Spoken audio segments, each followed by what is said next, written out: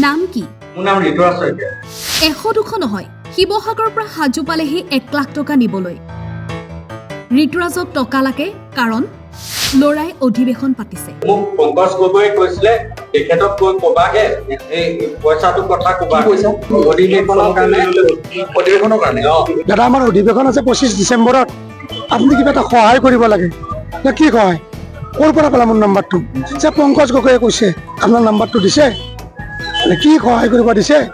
মই ভাবিছোঁ 500,000 কিবা এটা দিব লাগিব আৰু। কৈছে নহয়, আপুনি পাৰিলে 1 লাখ মান টকা সহায় কৰক। হয়, শিৱসাগৰৰ পৰা আদৰ বিচাৰি সাজু পালেহি।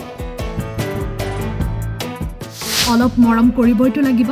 যদি 1,000-2,000 হ'লে বেলেগ আছিল, 1 লাখ টকা সুধিছে যেতিয়া এইটো নিশ্চয় দুষ্ট চক্ৰ হ'ব পাৰে। মই ধুনীয়াকৈ তেওঁলোকক কৈছোঁ 10-20,000 টকা কমাই দিম, কিবাকৈ মিলাবা। মই এড্ৰেছ এটা দিছোঁ, মই তাত আছোঁ, আহা। মই মাতিছোঁ, মোৰ টাৰ্গেটটো পইচা দিয়া নহয়, মই টাৰ্গেটটো ধৰা।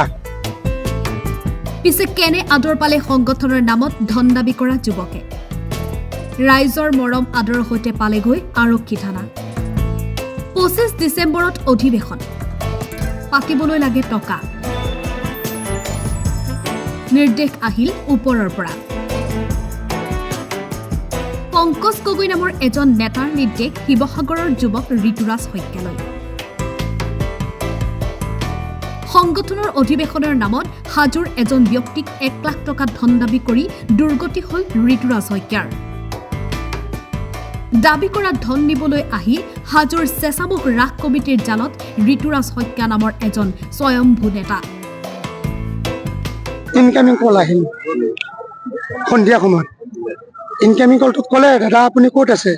মই কৈছোঁ আপুনি কোনে কৈছে? দাদা আপুনি বুলি ক'ব নালাগে, মই আপোনাতকৈ সৰু হ'ম। মই কিবা অসমীয়া যুৱ মঞ্চ নে কি বুলি ক'লে। মই ক'লোঁ যে অসমীয়া যুৱ মঞ্চত মইতো চিনি পোৱা নাই, অসমত 100টাৰ ওপৰত সংগঠন হৈছে, কেনেকৈ জানিম? মই অসমীয়া যুৱ মঞ্চ কেতিয়া জন্ম পাইছে? 2005। মই চিধাকৈ কৈছোঁ যে মই 1997ত মোৰ জন্ম, 77ত মোৰ জন্ম। গতিকে মই এইবিলাক সংগঠনৰ কথা নাজানো। কথাটো কোৱা আচল কথাটো, দাদা আমাৰ অধিৱেশন আছে 25 ডিচেম্বৰত, আপুনি কিবা এটা সহায় কৰিব লাগে। কি সহায়? ক'ৰ পৰা পালা মোৰ নাম্বাৰটো? যে পংকজ গগৈয়ে কৈছে আপোনাৰ নাম্বাৰটো দিছে, কি সহায় কৰিব দিছে? মই ভাবিছোঁ 500,000 কিবা এটা দিব লাগিব আৰু। কৈছে নহয়, আপুনি পাৰিলে 1 লাখ মান টকা সহায় কৰক। এই মোৰ লগত এই পংকজ গগৈ আমাৰ ইয়াত নাথাকে, কিন্তু মই সুধিছোঁ পংকজ গগৈ তোমালোকৰ কি বোলে? আমাৰ সংগঠনৰ বোলে তেওঁলোকৰ সংগঠনৰ চেঁচামুখৰ কিবা সদস্য, তেওঁক আহিব দিয়া। তেওঁ অলপ ব্যস্ত আছে, আহিব নোৱাৰে। আপুনি 1 লাখ মান টকা কিবা এটা যেনে তেনে অধিৱেশনৰ কাৰণে মেনেজ কৰি দিব দিছে। কিন্তু কোন এইজন পংকজ গগৈ? সংগঠনৰ সৈতে জড়িত একাংশ যুৱকৰ যেন মূল লক্ষ্য এতিয়া কেৱল অনুষ্ঠানৰ নামত ব্যক্তি আৰু প্ৰতিষ্ঠানৰ গৰাকীক ধন দাবী কৰা। শেহতীয়াকৈ নাহৰকটীয়াত সংগঠনৰ নামত ধন দাবী কৰাত অতিষ্ঠ হৈ শ শ ব্যৱসায়ী ৰাজপথলৈ ওলাই আহি সমদল কৰি জিলা আয়ুক্তক ব্যৱস্থা গ্ৰহণৰ দাবীৰে দাখিল কৰিছিল আবেদন। কিন্তু প্ৰশ্ন হয়, এইসকল ধন দাবী কৰা স্বয়ম্ভূ সংগঠনৰ নেতাৰ বিৰুদ্ধে ব্যৱস্থা গ্ৰহণ কৰিবলৈ সক্ষম হ'বনে ৰাজ্যৰ প্ৰশাসন?